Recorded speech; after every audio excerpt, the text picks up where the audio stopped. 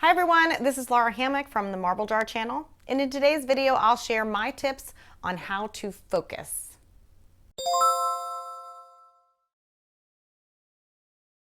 Okay, so I am mildly ADHD inattentive type. I have a whole series of videos on the tools that I use to overcome my natural forgetfulness and inattention. However, even if you are not particularly inattentive, there are still so many distractions in today's world that it can be really difficult to focus when you need to.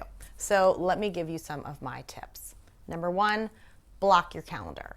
So we all do a lot better if we give ourselves a chunk of time for deep thinking. So I'm talking about when you need to write, analyze, read, or do any number of things that require more than just superficial concentration.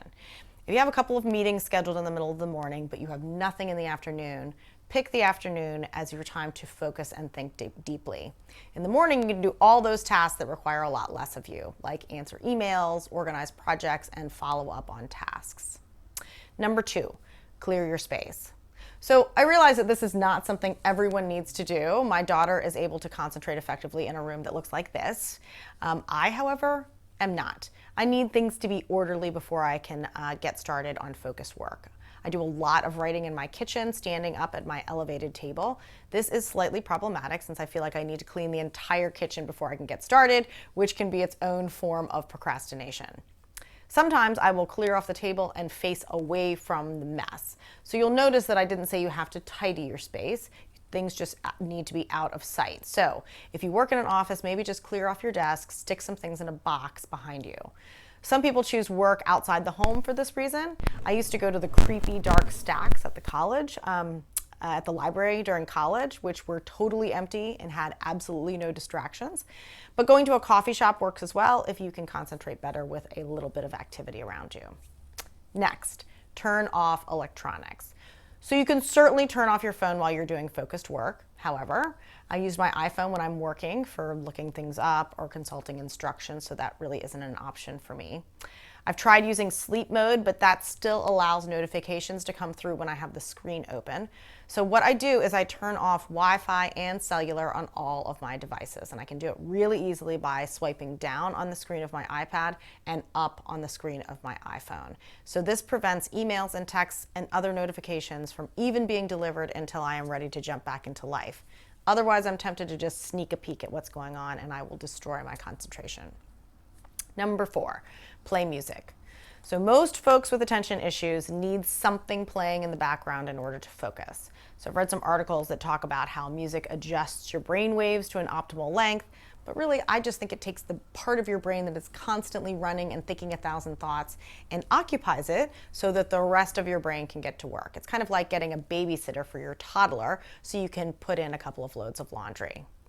So music with words generally doesn't work for me, nor does super dramatic classical music, but relaxing classical music usually does the trick.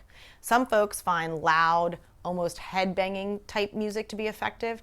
You're gonna have to figure out your own preferences here, but there are some really good tracks on YouTube that are specifically for this purpose. So I was listening to one of them as I was writing the script, and I will include a link to that in the description below.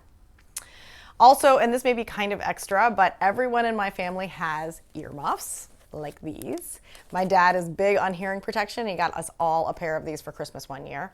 Basically, you wear headphones and then put these on top of them, which then blocks out any extra noise. It's kind of the ghetto version of noise-canceling headphones.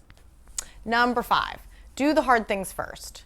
So there are a bunch of different philosophies about how you approach tasks, but I tend to think of my ability to focus like a muscle. My focus is going to be strongest at the beginning and it's going to lose strength as I go on. Because of this, I do the hardest task that requires the most concentration first. So this requires that I just sort of hold my nose and jump in rather than allowing my brain to procrastinate by thinking of easier tasks to do. Of course, if I have something that's going to take me 4 hours, I can't possibly do all of this in one stretch. So I break up the task into 30 to 60 minute blocks and I take breaks. Again, not to overuse this analogy, but you can't do 500 reps of a strength exercise. Even if I'm fresh, I can't do 50 push-ups at one time. I have to break those up into manageable pieces, like 15 to 20 at a time. And then I need to take breaks between those sets in order to recharge your muscles. So your ability to focus gets depleted over time, so you need to take breaks. But 2 caveats. They cannot be very long, and you need to set a timer. So 5 to 10 minutes breaks are best, and ideally you should move your body during the breaks. Stretch your back and your muscles. My son shoots baskets during his breaks. Go for a short walk. Walking not only recharges your concentration, but it has also been shown to level up creativity. So if you're stuck on a problem, take a walk and you might be able to generate some creative solutions. Oh, and don't forget to set a timer at the beginning of the break and adhere to it. And last, number 7, reward yourself. So I'm the master of giving myself little rewards. If I have some online purchases that have been delivered, I'll make sure I do a couple of blocks of concentrated work before I allow myself to open them. Or I'll let myself check Twitter for 5 minutes, or I'll make myself a cup of tea. Basically, anything that I'm looking forward to doing, I reserve until after I've accomplished some focused task. It helps my motivation if I give myself a little bit of a pat on the back afterwards. And that's it. Let me know what you think. Comments are always appreciated, and thanks for watching.